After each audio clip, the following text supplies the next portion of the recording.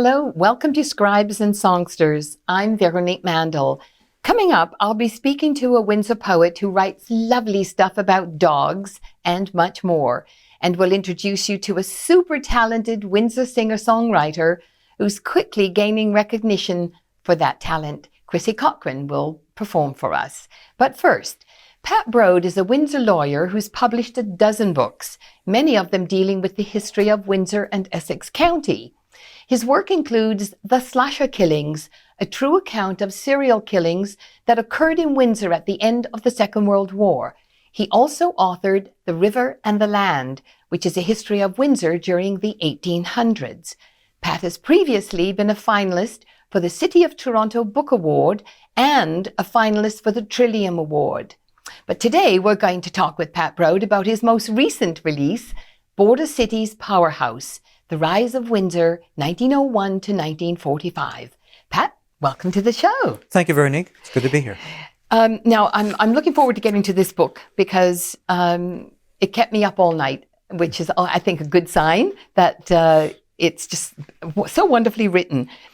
And I know you've written so much interesting stuff about Windsor, but who's Pat Brode? Tell me about yourself. I'm a lawyer.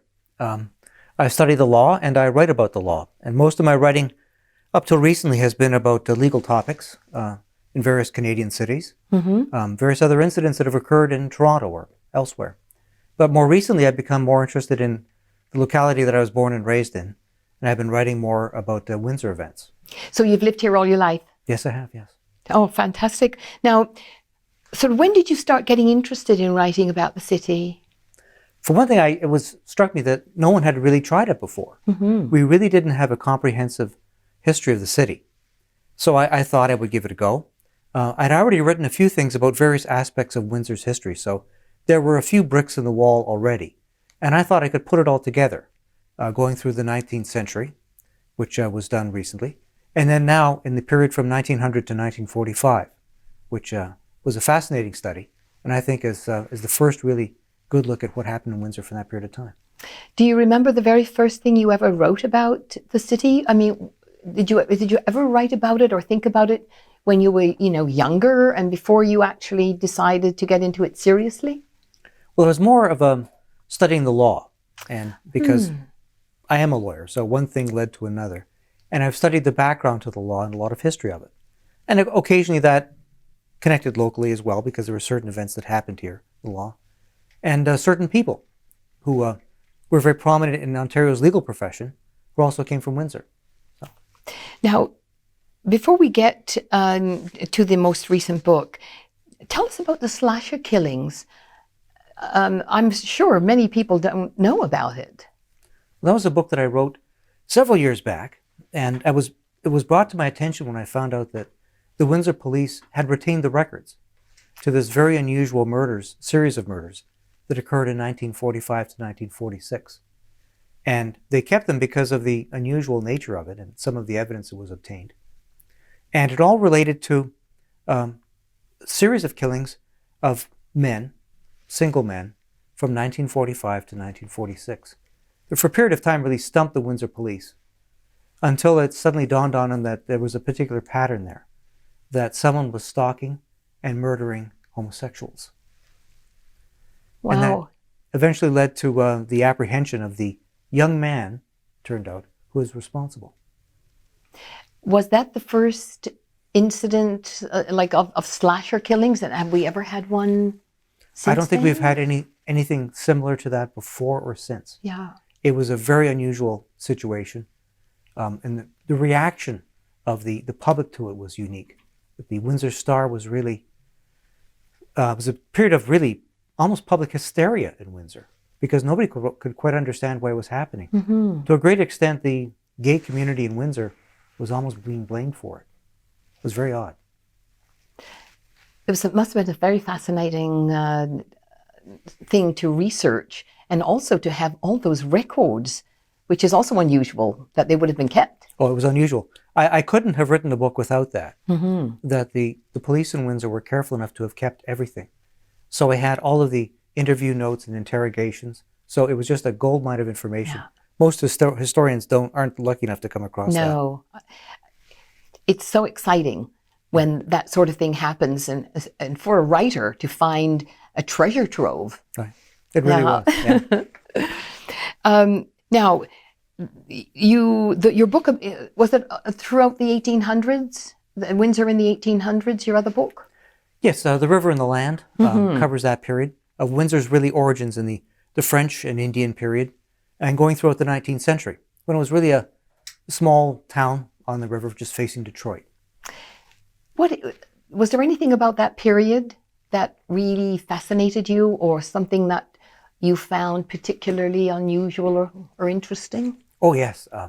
The period of the American Civil War was amazing in Windsor, because we were the frontier between British America and the United States during this period of incredible conflict. And Americans were crossing the border, sending spies and agents across, and backwards and forwards. And that got mixed in with the fact the Fenian uprising was taking place at the same time. So there were Irish revolutionary agents that were filtering through Windsor, organizing rebellious groups, which led to the magistrate who was in Windsor, Gilbert McMichen, kind of a forgotten figure in Windsor.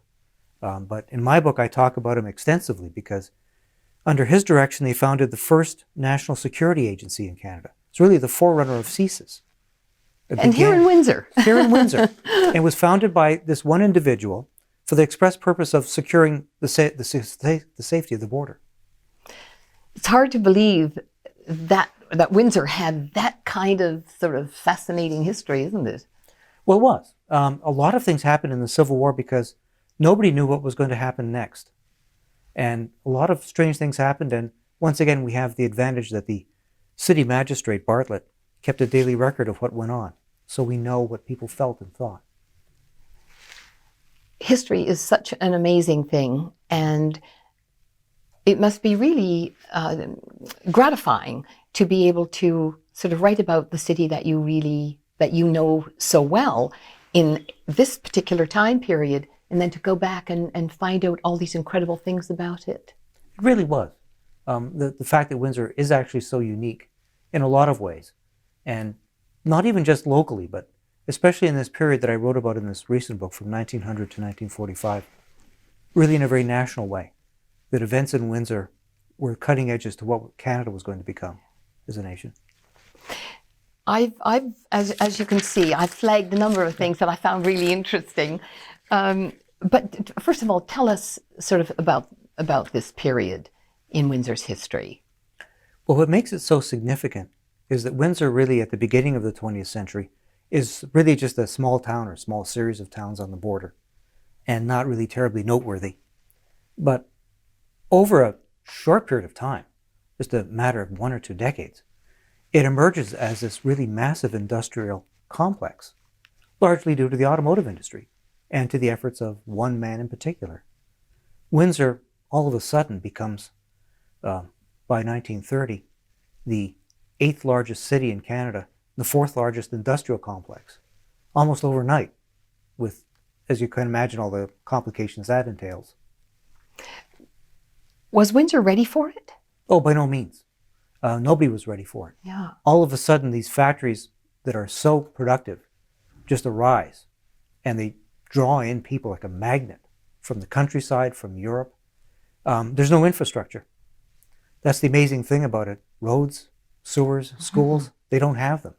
So there's an impressive, it's not done, it's not pretty, Yeah. but they've got to provide all this infrastructure almost at once. What was in this book that surprised you all the heck? Was there something in here that you thought, when you learned this about Windsor, that you just couldn't believe? What I found really shocking was the impact that one person could have on the city. And Gordon McGregor comes out of nowhere, really a very pleasant young man, no real background in industry, and he founds Ford of Canada in 1904. Does it almost single-handedly. And the impact that just one person can have on the city. He's the one that really turns it around and starts to make it into an industrial powerhouse. So it's kind of struck me. You think that everything is done by committee or by groups.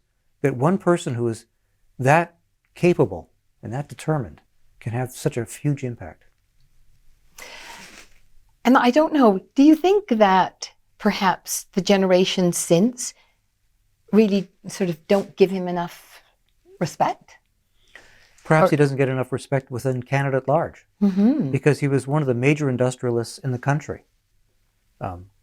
They don't give him enough credit from coast to coast, the fact that Gordon McGregor not only set up this, he set up to a great extent the future of the automotive industry in the country. I think it's fascinating. I mean, there's so much that we could talk about. I guess what I'm going to have to say is you need to buy Pat Brode's book, because if you have any heart for Windsor, you should read this. Anything else? Another book in Pat's future? Well, yes. As a bit of a spin-off from this, I was so fascinated by the incident in the Prohibition era on the Reverend Spracklen, a Methodist minister who takes over Prohibition controls in this area and shoots and kills a man in 1920. The minister? A minister. Oh, wow. So when are you doing that? Well, it's actually, the book's been written, and it's pending. Hopefully it will come out next year. But that, to my mind, was a great story, and once again, kind of a legal story about what do you do when the law says one thing and everybody else in the community says we don't believe it and we're not going to obey it. That sounds fabulous. What happens? You'll have to come back. I'd love to. Thank you so much. You're welcome. And good luck. Where can people buy your book? It's available at the Biblioasis and I believe at Chapters and the other bookstores in town. Fantastic. Okay, great. Thank you. Thank you very much. Crissi Cochrane is a brilliant singer-songwriter. Originally from Nova Scotia's Annapolis Valley, she now calls Windsor home. She has those silky vocals that are reminiscent of Billie Holiday and Norah Jones. Her song, Pretty Words, has had over 11 million listeners on the website Spotify. Crissi's song, A Damn Shame, was placed in the ABC television show Nashville. And we're pleased to present a wonderful video of Crissi's original song, Sleep in the Wild. Here she is, the delightful Crissi Cochrane.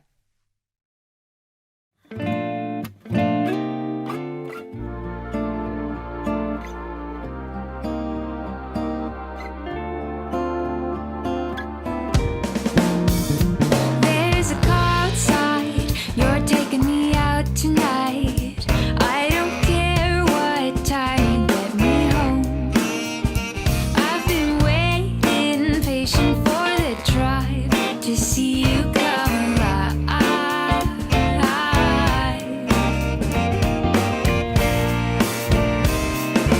Take me dancing like we used to back when we were living for the night and chasing that dark, the wolves at our heels. Say I know how it feels to sleep in the wild.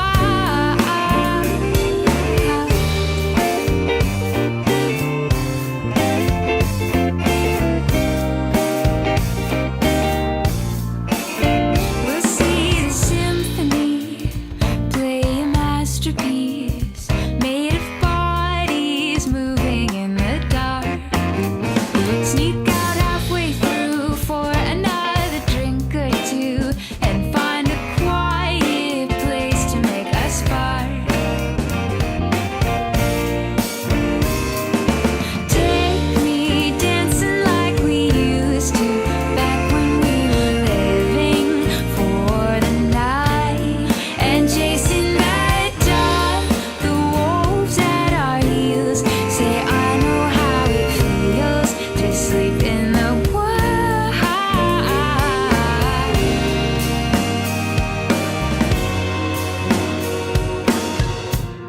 I wanna know where the wolves go to sleep in the wild.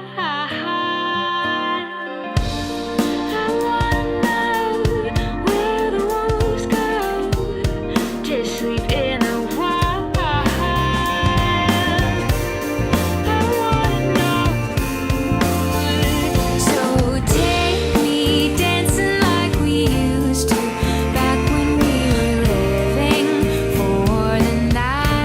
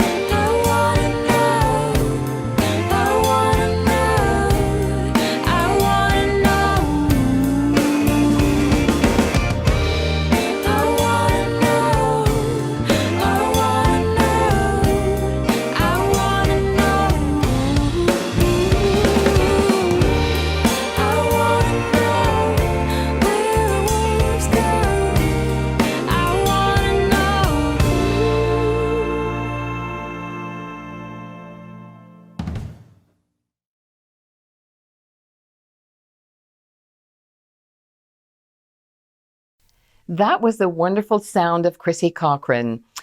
Dorothy Mahoney is a Windsor poet and author of 2 poetry collections, Through Painted Skies and Returning to the Point. Her poetry has been included in numerous anthologies. Most recently, it has appeared in Because We Have All Lived Here, a look at Windsor's historical neighbourhoods by 7 Windsor poets. And her work is also included in Erotic Haiku, published by Black Moss Press. In 2016, Palimpsest Press published Dorothy's collection of poems entitled Off Leash. And we'll be talking to Dorothy about this book. But in addition to writing herself, she's also led writing workshops in the area. You're listening to Scribes and Songsters. I'm Veronique Mandel. Dorothy, welcome to the show. Well, thank you. It's nice to be here. Well, thank you. It's lovely to have you here. Now, I haven't had a dog since I was 6 years old, but anyone who has even been in contact with a dog or has any sensibilities about a dog would so love Off Leash. Oh, thank you. And I know I've also sort of chosen some poems that I really liked, and I'm going to get you to read one of your poems. Sure. But tell us where the inspiration for this came from and who's Mighty Manfred? Well, it started a really long time ago with a boy who liked to watch Captain Kangaroo, and there was a Mighty Manfred on the cartoon that was on the show, and his parents wouldn't let him have a sheepdog, so he decided that someday when he was older, that would be a pursuit worth having. So later we got married, and then finally we got a sheepdog. And so I started writing about his adventures. And when you have a dog, everyone talks about their dog and tells you their dog stories, the happy ones and the sad ones. And before long, I had quite a few dog poems. Do you still have a dog? We have a new dog. A new dog. Yeah, we have Oliver. He's 6 months and growing very quickly. Now, not having a dog, I had an ornery cat at one time, but somehow having a cat's different than having a dog, I think. What does it feel like? What's that sort of emotional commitment?